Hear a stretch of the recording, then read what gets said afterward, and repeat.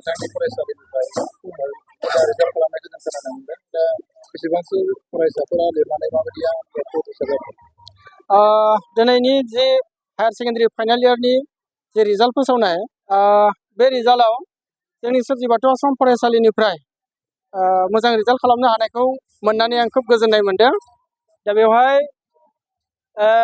गासै फोरोंगिरिफोरनि नाजानाय साबजेक्ट वाइसआव फोरोंगिरिफोरा गावबा गाव साबजेक्टखौ मोजाङै फोरोंनायनि जि नाजानाय दंमोन, दा बे हिसाबै दिनै रिजाल्टखौ मोजां खालामनो हादों।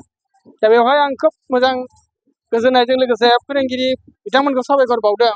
मानोना दिनै फोरोंगिरिनि नाजानाय आरो फरायसाफोरनि गावसोरनि नाजानायजों दिनै बर' बिजोंजों गिबि खेब बर' बिजोंजों फरायनाय आरो गुबुन गुबुन साबजेक्टफोरखौ बर' बिजोंजों फरायनानै बिथांमोना मोजां रिजाल्ट खालामनो हानायखौ आं खोब गोजोननाय मोनदों।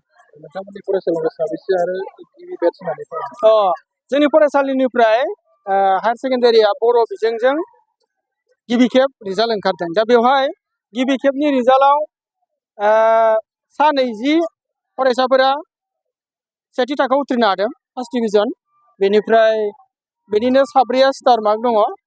बेनिफ्राय 128 फरायसाया सेकेन्ड डिभिजन बा नैथि थाखोआव उथ्रिनो हादों आरो 5 फरायसाया थामथि थाखोआव माने थार्ड डिभिजनाव उथ्रिदों। इयुनाव नोंथांमोना नैबे फरायसालिखौ माबायदि आसा खालामदों? दा जोङो आसा खालामदों इयुनावबो बेनिख्रुइ साबसिन हामसिन माने 100% रिजाल्टआ ओंखारलांबाय थागोन, जों बेखौ आसा खालामदों।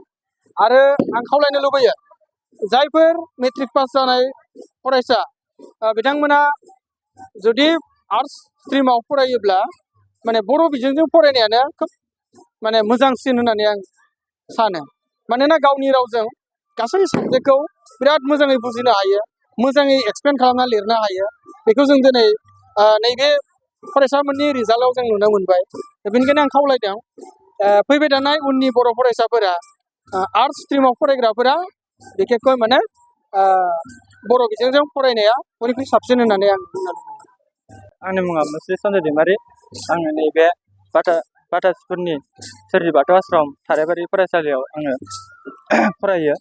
बेयाव फरायनानै आङो सेकेन्ड इयाराव देग्लाय 2025 मायथाइयाव 77% लाखिनानै आं उथ्रिसारनो हाबाय। आङो खोब गोजोननाय मोनदों देग्लाय जि जोङो सेकेन्ड इयारखौ बर'आव फार्स्ट लिरजेननो मोननानै। मोनबेसे आयदायाव लेटार लानो? आङो 3 आयदायाव लेटार लानो हादों। एडभान्स बड'आव 91, ओमफ्राय बड'आव 85, ओमफ्राय पलिटिकेल साइन्सआव 87। नैबे फरायसालिनि फरायनायनि माबायदि होननानै? बे फरायसालियाव खोब मोजां होनांगोन। आङो दिनैसिम बे फरायसालियाव आङो फार्स्ट इयाराव हाबजेनदोंमोन। बे फार्स्ट इयाराव हाबजेननायनिफ्राय आङो खोब मोजां मोनबोदों। माने बेयाव गासैनिबो सुबिदायानो दङ। सारमोनाबो जोबोद मोजाङै फोरोङो, मिसमोनाबो जोबोद मोजां फोरोङो। माने एसे टिचारजों लोगोसे फ्रेन्डलियै ओरैबायदि सारमोनहा ओरैबायदि मोजां फोरोङो जेनेबा। ओमफ्राय गासैबो माबा मोनसे स्टुडेन्टफोरा माबाफोर नांगौ जायोबा सारनो एप्लिकेसननि गेजेरजों बिना लानो हायो आरो जोबोद मोजाङानो। नोंथांनि रिजाल्ट मोजां जानायनि आन्दोआव सोर दङ?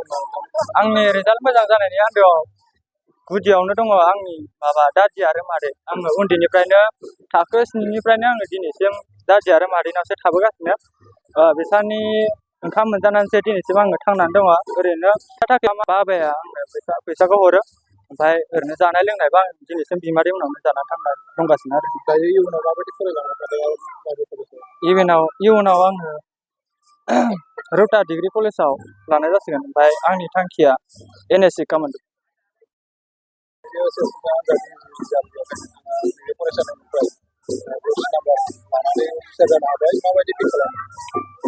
खुलुमबाय, आंनि मुङा मिथिसार मोसाहारि।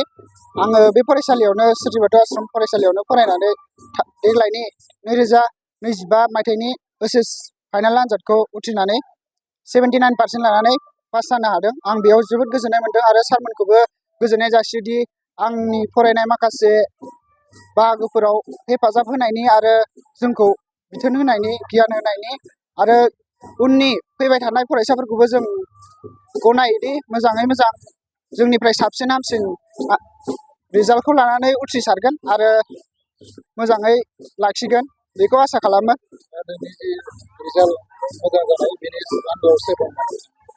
रिजाल्ट आन्दो जानायावथ' आंनि आमाइ आनै आरो बिमा बिफा आरो सारमोन दंमोन आंबो गोसो गोथारैनो जुजिदों आंनि गोसो गोरबोजों आं हागोन होननानै जुजिखादोंमोन बाराद्राय पारसेन्ट गोजोननाय गैयाबाबो आं बेसेबाङावनो गोजोननाय दङ दायो फरायनायखौ माबायदि थियारि खालामदों आंथ' फरायनायखौ माखासे रुटिनबो बानायना लादों टाइम टेबोल 6टानिफ्राय लानानै 12टा बिदिनो 1टा बेसेबांसो फरायोमोन आरो ओमफ्राय जाय फरायो आं गोसो होनानै फरायखायोमोन जेराव फरायो बेसेसो आयदायाव लेटार मोनो आं मोननै आयदायाव लेटार मोननो हादों एडभान्स बड'जों पलिटिकेल साइन्स दा इयुनाव माबायदि थांखि लादों आंथ' इयुनाव समाज सिबिलांनो बा मोजां आंनि गियानखौ देरगाहोलांनो आरो सुबुंफोरजों सिनायजानो बेबायदि थांखि लानानै आं जुजिगासिनो आरो हान्थिलांबाय थागोन बिरखं गाथोननि सोमोन्दै सोलोंथाइ लानो गोसो गुदुं लाइमोनफोरनि थाखाय मोजां रादाब गोजान जायगाफोराव थांनानै गोबां रां खरसा खालामना सोलोंथाइ लानांगौनि गोनांथि गैलिया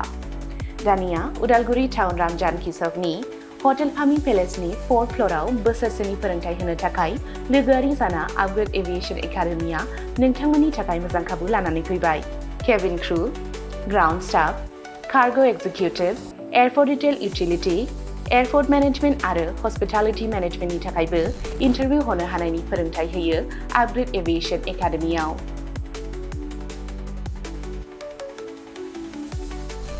मुं थिसननायनि सायख'नाया 18 बोसोरनिफ्राय 22 बोसोर बैसोनि गेजेराव जानांगोन गोसो गुदुं बिजाथिफोरा सोलाद लानो थाखाय स्क्रिनाव होनाय जानबुं अनजिमा 9678360226 आव कल खालामनो हागोन जब प्लेसमेन्टआ 100% रोखा जागोन होनना मिथिहोदों आपग्रेड एभिएशन एकाडेमिनि सामलायगिरि बिथांमोनहा बेजों लोगोसेनो बिरखं दावबायनाय एभिएशन दावबायग्रा थावनि टुरिजम आरो आलासि सिबिग्रा थावनि हस्पिटालिटी बे मोनथाम फोथाराव रोखायै खामानि नागिरना होनो एबा प्लेसमेन्ट होनो हागोन होनना रोखा खालामना होदों एकाडेमि सामलायगिरि बिथांमोनहा